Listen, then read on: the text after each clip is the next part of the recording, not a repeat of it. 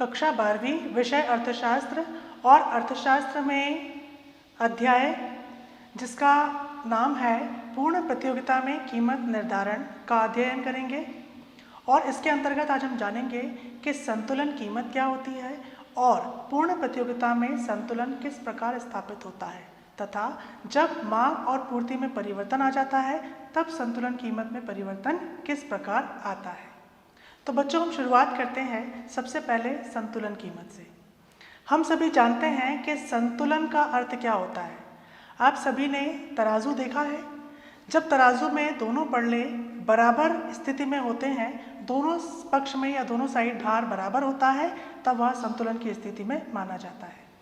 इसी प्रकार अर्थशास्त्र में किसी भी वस्तु की कीमत संतुलन की स्थिति में तब होती है जबकि उस वस्तु की मांग और पूर्ति दोनों बराबर स्थिति में हो और यहाँ पर मांग और पूर्ति में कोई परिवर्तन ना हो। इसका तात्पर्य यह हुआ कि संतुलन कीमत एक ऐसी स्थिति है जहाँ बदलाव की स्थिति ना हो और वस्तु की मांग और पूर्ति दोनों बराबर हो और जो कीमत का निर्धारण करें। संतुलन कीमत को और विस्तृत रूप से जानने के लिए अब हम बाजार के जो प्रकार जो हमने पूर्व कक्षाओं में पढ़े थे उनसे संबंधित होते हुए अब हम संतुलन कीमत को देखेंगे।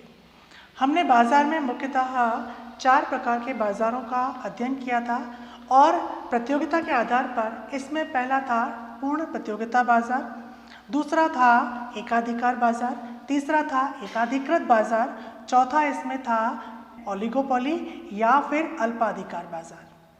तो बच्चों, इसमें महत्वपूर्ण है पूर्ण प्रतियोगिता बाजार। और पूर्ण प्रतियोगिता बाजार एक ऐसी स्थिति को बताता है जहां पर किसी भी वस्तु के अनेक क्रेता और विक्रेता हैं और जिनके बीच एक स्वस्थ प्रतियोगिता हो रही है और स्वस्थ प्रतियोगिता के बाद इनके आधार पर वस्तु की कीमत का निर्धारण हो रहा है। तो ये कुछ इसकी कैरेक्टरिस्टिक्स हैं जिसके आधार पर हम पूर्ण प्रतियोगिता बाजार को और विस्तृत ढंग से समझ सकते हैं।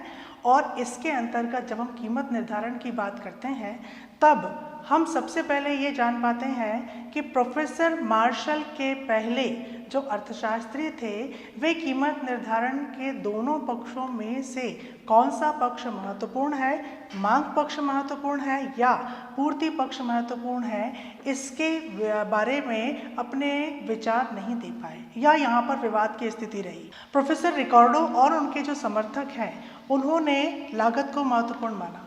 उनका कहना यह था कि उत्पादक जिस वस्तु को बनाने के लिए जितनी लागत लगाता है उसके आधार पर बाजार में वस्तु की कीमत का निर्धारण होता है। जबकि प्रोफेसर जेवंस और उनके जो समर्थक हैं उनका कहना यह था कि कोई भी उपभोक्ता अपनी सीमांत उपयोगिता से अधिक वस्तु की कीमत देने को तैयार नहीं होता। इस प्रकार मांग पक्ष और पूर्ति पक्ष के अलग अलग समर्थक थे। प्रोफेसर मार्शल ने इसके बाद एक लॉ दिया और इसके आधार पर उन्होंने यह बताया कि केवल वस्तु की मांग या केवल वस्तु की पूर्ति किसी वस्तु की कीमत को निर्धारित नहीं करती बल्कि दोनों मिलकर वस्तु की कीमत को निर्धारित करते हैं। इसके लिए उन्होंने कैंची का उदाहरण दिया। हम देखते हैं कि जब हम कैंची से किसी कागज़ को काटते हैं तो उसके दोनों फलक समान रूप से क्रियाशील होते हैं, तब कागज़ कट पाता है।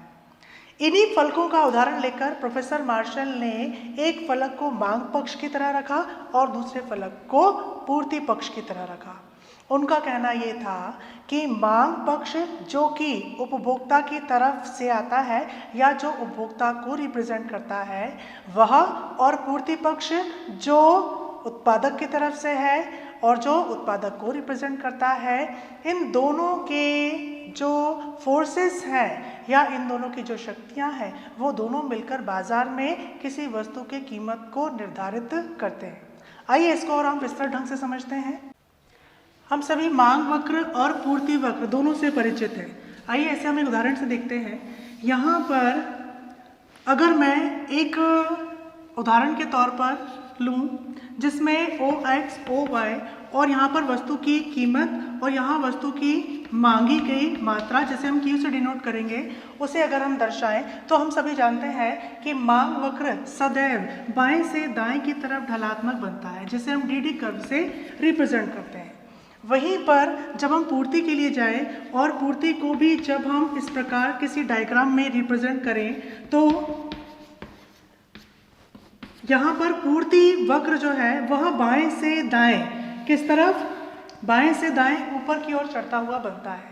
यहाँ पर मांग वक्र उपभोक्ता को दर्शाएगा या उपभोक्ता को रिप्रेजेंट करेगा और पूर्ति वक्र उत्पादक को रिप्रेजेंट करेगा।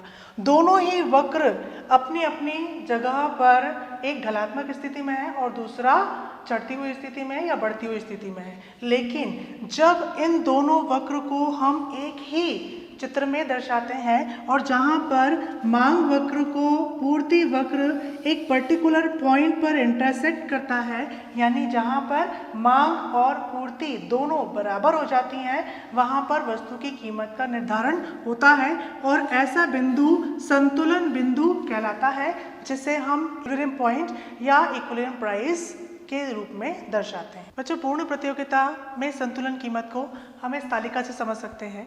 उपरोक्त तालिका में हमने पहले कॉलम में वस्तु की कीमत को दर्शाया है और वस्तु की कीमत हम देख रहे हैं कि प्रति इकाई हमने यहाँ पर ली हुई है।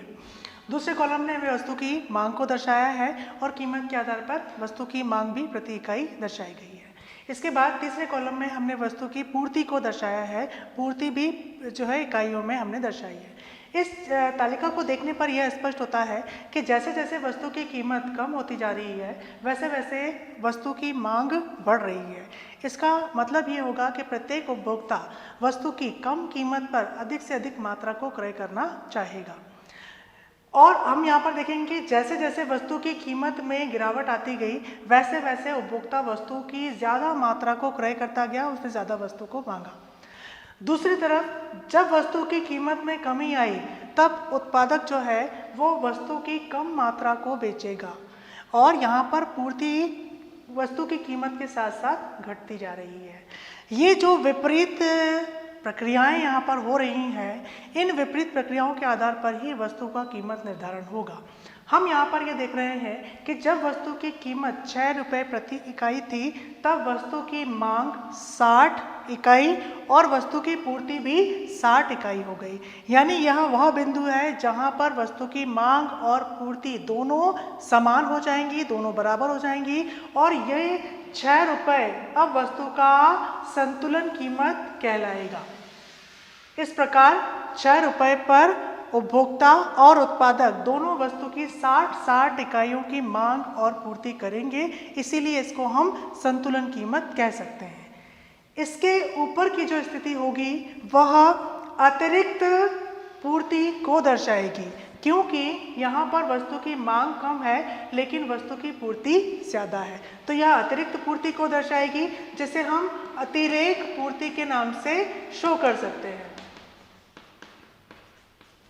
इसके बाद जो इसकी अगली स्थिति है, उस स्थिति में अगर हम देखें तो वस्तु की मांग पूर्ति की तुलना में ज़्यादा है, तो यहाँ अतिरेक मांग की स्थिति हमें दिखाई देगी, जिसे हम अतिरेक मांग कह सकते हैं। लेकिन जब वस्तु की हम इस बिंदु पर आते हैं, जब वस्तु की कीमत 6 रुपये है, तब यहाँ पर संतुलन बिंदु का निर्धारण होगा और यह कीमत अब कौन सी कीमत कहलाएगी? संतुलन कीमत कहलाएगी। आइए बच्चों, अब हम इसको एक डायग्राम से भी समझ लेते हैं। बच्चों, अभी जो हमने संतुलन कीमत को तालिका के माध्यम से देखा, अब हम इसे इस चित्र के माध्यम से देखेंगे। उपरोक्त रेखा चित्र में हमने DD कर्व जो है उसे हमने डिमांड कर्व के रूप में शो किया है और वहीं SS कर्व जो है वो वस्तु की पूर्ति यानी कि सप्लाई को बता रहा है। यहाँ हम देख रहे हैं कि संतुलन बिंदु E पॉइंट पर निर्धारित हुआ, यानी जहाँ पर वस्तु की पूर्ति और वस्तु की जो मांग है वो बराबर हो गई, यानी 6 रुपये पर वस्तु की मांगी जाने वाली मात्रा और सप्लाई यानी पूर्ति की जाने वाली मात्रा दोनों समान हो गई हैं। यह वह प्राइस होगा, यह वह कीमत होगी जहां पर वस्तु की मांग और पूर्ति दोनों बराबर हैं और यहाँ पर अब इसका संतुलन निर्धारित होगा।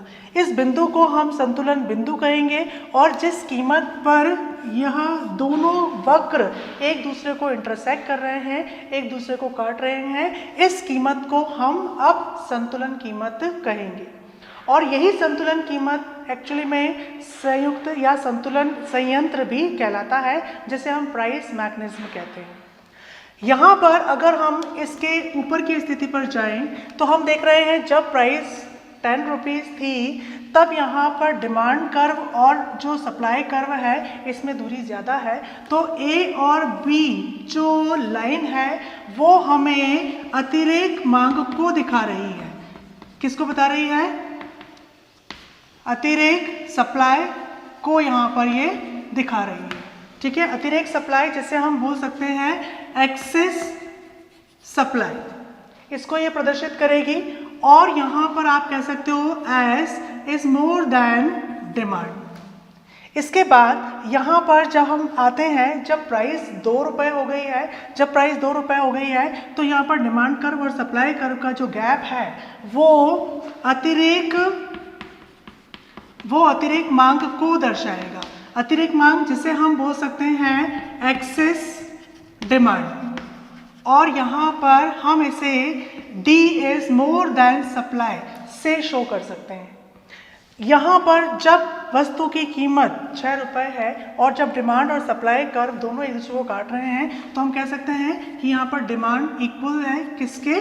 सप्लाई के, और यही वह बिंदु होगा जिसे हम संतुलन बिंदु कहेंगे। तो इस प्रकार पूर्ण प्रतियोगिता में वस्तु की कीमत का निर्धारण मांग और पूर्ति दोनों की सापेक्षिक शक्तियों के द्वारा होता है। मांग पक्ष अपनी तरफ से वस्तु की कीमत को कम से कम करने का प्रयास करता है और वह चाहते हैं, उपभोक्ता यह चाहता है कि वह कम से कम कीमत पर अधिक से अधिक वस्तु का क्रय कर सके।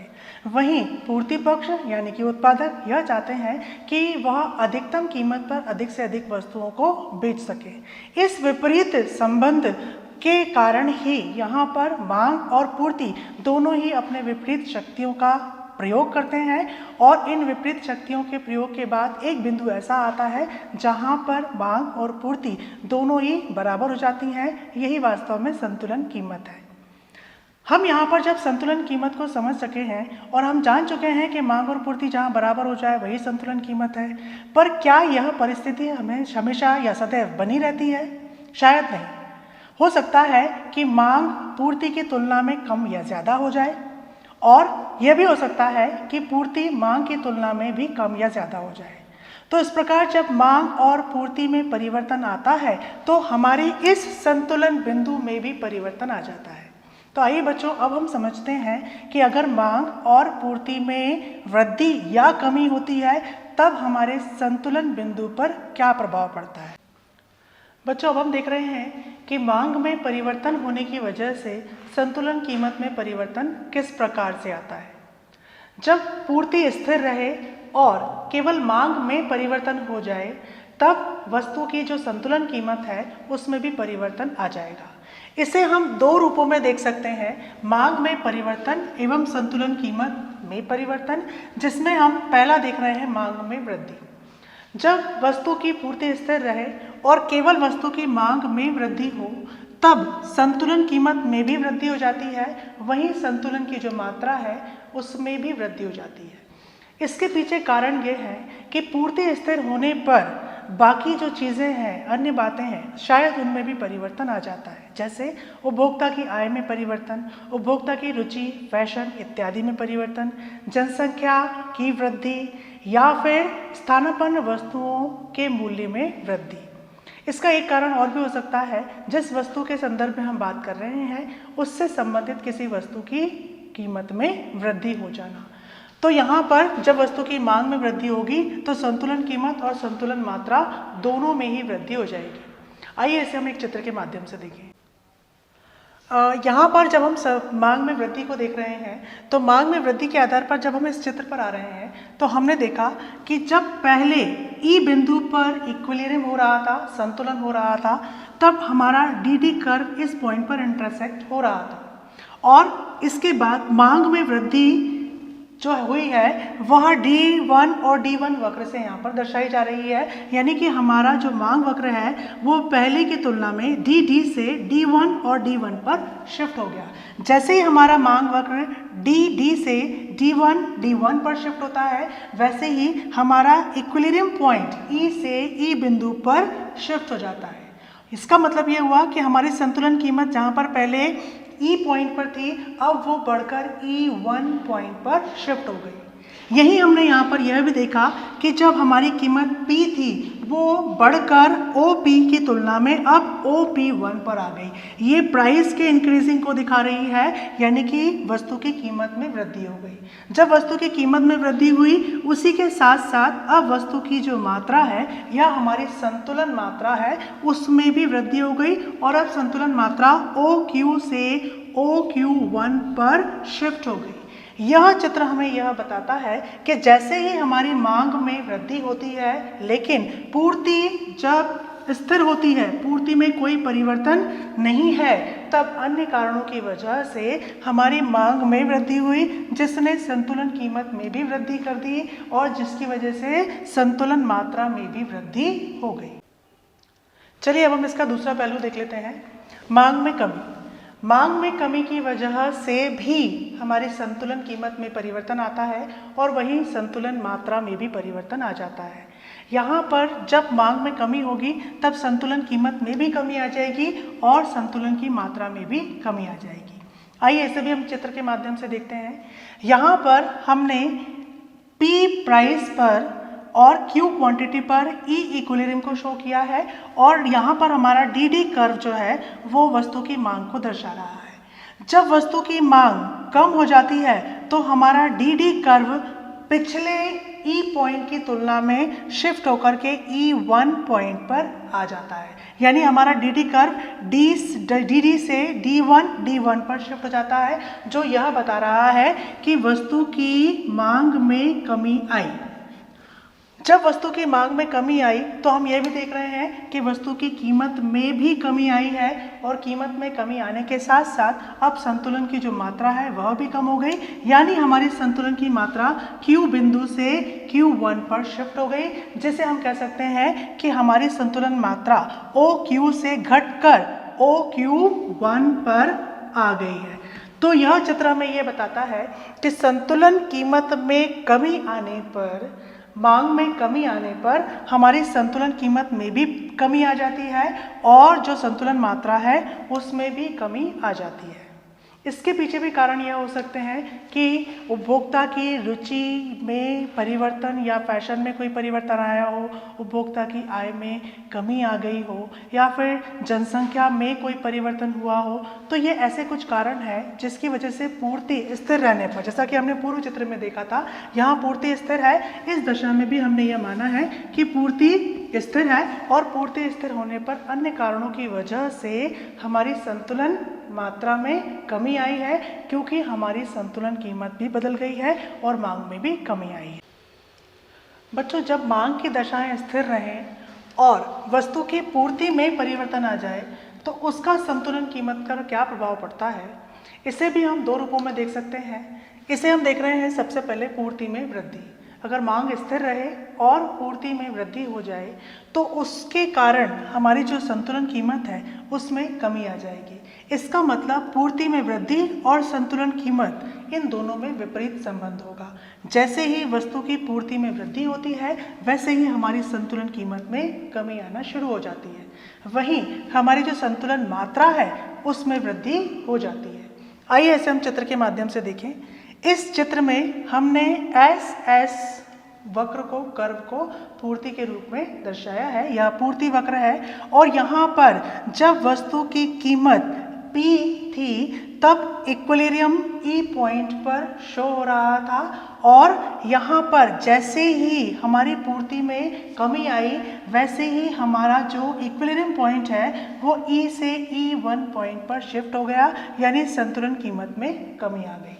और संतुलन में कीमत में कमी आने से ही SS वक्र अब S1 वक्र पर शिफ्ट हो गया।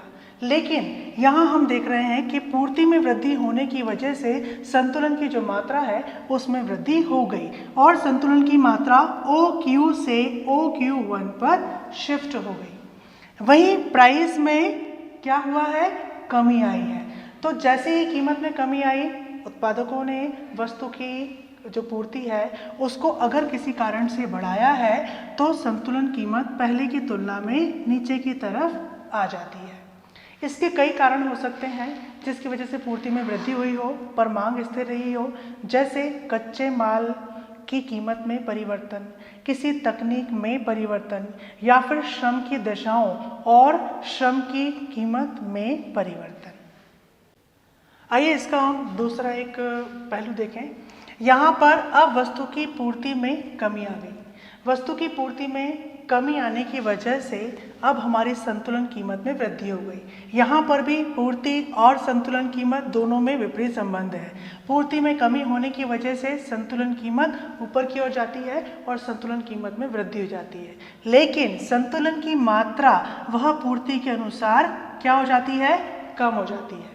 इसे भी अगर हम इस चित्र में देखें तो पहले हमारा इक्विलिब्रियम यानी संतुलन बिंदु ई पॉइंट पर था और जैसे ही पूर्ति में कमी आई यानी कि हमारी पूर्ति जब Q से Q2 पर शिफ्ट हो गई, यह पूर्ति की कमी को दर्शा रहा है। तो जब हमारी पूर्ति Q से Q2 पर शिफ्ट हो गई तब हमारा जो संतुलन बिंदु है वह ई पॉइंट से ऊपर की तरफ यानी कि कम होता हुआ दिखाई दे रहा है और E1 पर जो है वो शिफ्ट हो गया। अब यहाँ पर देखें हम कि संतुलन की मात्रा में यहाँ पर कमी आई, लेकिन वस्तु की जो कीमत है उसमें वृद्धि हो गई। तो इस प्रकार जब वस्तु की पूर्ति में कमी आती है तो वो संतुलन की कीमत को बढ़ा देता है और संतुलन की मात्रा में क्या आ जाती है, कमी आ जाती है। तो इस प्रकार वस्तु का जो संतुलन कीमत है वह मांग और पूर्ति में परिवर्तन के साथ साथ भी परिवर्तित होता है। बच्चों, अभी हमने जो बाजार की स्थिति को देखा और हमने देखा कि मांग और पूर्ति की शक्तियां वस्तु की कीमत का निर्धारण कर रही हैं, जहां सरकार का कोई हस्तक्षेप नहीं है। लेकिन वास्तविक जीवन में ऐसा देखने को नहीं मिलता। वास्तविक जीवन में कहीं ना कहीं वस्तु की कीमत पर सरकार का हस्तक्षेप भी होता है और सरकार वस्तु की कीमत के निर्धारण करने में अपना योगदान देती है।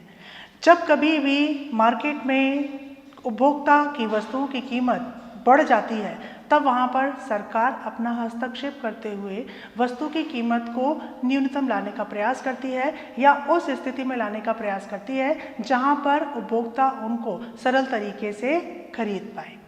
इसी प्रकार कभी कभी परिस्थितियाँ यह बन जाती हैं कि उत्पादकों को उनकी लागत भी वसूल नहीं हो पाती और वह घाटे की स्थिति में जाने लगते हैं। ऐसी स्थिति में भी सरकार अपना हस्तक्षेप करती है और वस्तु की कीमत को उस पॉइंट तक निर्धारित करती है जहां पर उत्पादकों को लागत के साथ साथ थोड़ा बहुत लाभ भी प्राप्त हो। तो व्यवहारिक जीवन में इस स्थिति को हम प्राइस फ्लोर और प्राइस सीलिंग के रूप में पढ़ते हैं या समझते हैं। तो आइए हम जानते हैं प्राइस सीलिंग और प्राइस फ्लोर क्या है। सबसे पहले हम समझ रहे हैं प्राइस सीलिंग, कीमत फर्श। प्राइस सीलिंग का तात्पर्य यह है कि जब कुछ ऐसी आवश्यक वस्तुएं जिनका उपभोग हर तबके के लोग करते हैं और स्पेशली जो गरीब लोग हैं, जब ऐसी आवश्यक वस्तुओं को भी खरीद न पाएं या फिर उनकी कीमत न चुका पाएं, तब यहाँ पर सरकार अपना योगदान देते हुए, सरकार अपना हस्तक्षेप करते हुए वस्तु की एक अधिकतम कीमत निर्धारित कर देती है।